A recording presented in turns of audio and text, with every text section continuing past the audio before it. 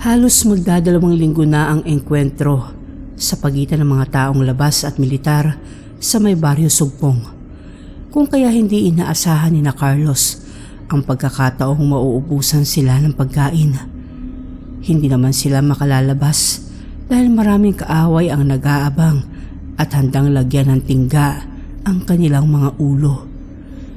Isa pa ay napakadelikado dahil parang hindi nauubusan ng puwersa ang kabilang panig. Habang nagtatago sa isang punong kahoy, nabigla si Carlos dahil may isang matandang papalapit sa kanya at paika-ika pa kung maglakad. Kahit nagtatago sa kaaway at may pag-aalinlangan dahil baka pakawala iyon ng mga taong labas, ay mas nanaig pa rin ang awa niya rito kung kaya dali-dali niya itong nilapitan saka inalalayan. Inakay niya ito pabalik kung saan siya nagtatago. Lo, saan ba sadya niyo at dito pa kayo dumaan? Pagtatakang tanong ni Carlos sa matandang halos putot balat na. Tiningnan pa niya ito ng may awa dahil parang hirap na ang matanda. Hindi saan, iho, kung hindi sino. Ramdam kong gutom na kayo, lalo na ikaw. Batid ko rin ang kabutihang namamayani sa iyong kalooban, kung kaya nararapat kang gantimpalaan at iligtas mula sa matinding gutom. Saad nito kay Carlos habang tinitignan ito sa kanyang mga mata. Napakamot na lang ng noo si Carlos sa sinabi ng matanda. Gayunpaman ay sinigurado ng sundalo na hindi matatamaan ng bala ang matanda. Pinaupo niya na lamang ito saka muling tinanong. Ano bang ibig niyo sabihin, Lolo? Mukhang hindi yata ako ang pakay niyo Nagpalingalinga pa si Carlos sa paligid dahil baka nagkakamali lang ang matanda. Subalit sa kanya lamang nakatuon ang titig ng matandang iyon. Dahil sa busilak mong kalooban, ipagkakaloob ko sa iyo ang isang bertud na makapagliligtas sa iyo sa ngayon. Ibibigay ko sa iyo ang pinakaiingatan kong salita na makapagbibigay sa iyo ng bertud. Ang bertud ng walang gutom. Nalabig si Carlos sa sinabi nito, kung kaya nag-usisa pa siya lalo tungkol sa bertud na sinasabi ng matanda. Rash ko tong ibak sabar. Banggitin mo lamang iyan sabay lunok ng laway. Paniguradong hindi ka gugutumin sa buong araw. Pakaingatan mo iyan at huwag ipagsasabi dahil baka kakaibang gutom ang madarama ninyo. Wika ng matanda. Tumango naman si Carlos saka nagpasalamat sa ibinigay nito sa kanya. Makalipas pa ang ilang sandali ay dahan-dahang tumayo ang matanda at sinabing magpapaalam na ito sa sundalo kung kaya muling inalalayan ito ni Carlos para makatayo ng tuluyan. Nang magsimula ng humakbang ang matanda ay nagtaka ng husto si Carlos dahil hindi na ito paika-ika at parang malakas naman kaysa sa kani-kaninang inalalayan niya. Naglakad ito patungo sa silangan ng gubat. Pero bago pa man makapasok sa masukal na parte ito, ay nawala ito sa isang kisap mata ni Carlos. Napangiti si Carlos dahil sa bertud na kanyang angkin. Buong pananabik niya itong inusal sa sarili sa kalumunok ng kanyang laway. At tama nga ang matanda dahil nawala bigla ang paghilab ng kanyang tiyan sa hinagutom. Pakiramdam ni Carlos ay mas lumakas siya. Tuwang-tuwa siya sa kanyang sarili, kaya mabilis siyang gumapang patungo sa kanyang mga kasamahan upang ibalita iyon. Pero nagtaka sila dahil wala naman daw kasamang matanda ang lalaki. Nag-iisa lamang daw itong nagtatago doon sa puno ng nara. Ganun pa man ay nagnais rin ang mga kasama niyang mapawi ang kanilang gutom kung kaya inusisa nila ng inusisa si Carlos tungkol sa bertud. Mag-aalas 6 na ng hapon at medyo kumalma na ang kabilang panig. Ang ibang mga sundalo ay nakahiga na lamang, habang ang iba naman ay may iniindang masakit na sa kanilang tiyan at nagrereklamo kung bakit wala man lang supply na inihahatid sa kanila. Sa sobrang awa ni Carlos ay sinabihan niya magtipon-tipon sila dahil sasabihin niya ang sekreto para hindi sila gutumin.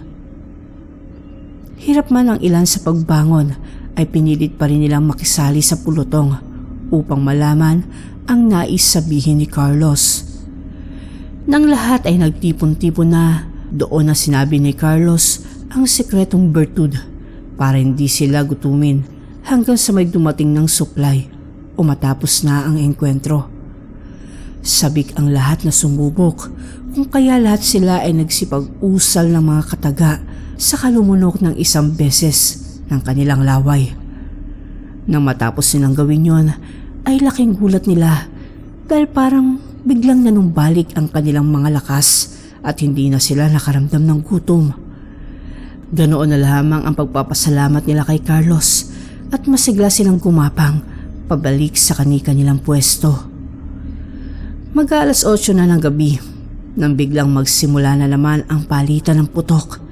At dahil sa nanumbalik ang lakas sa mga kasama ni Carlos, ay maliksi siyang tumakbo papalapit sa pinagtataguan ng mga kalaban nila. Nang matanto nila ang eksaktong pwesto ng mga rebelde, ay palihim silang gumapang sa likurang bahagi ng mga taong iyon.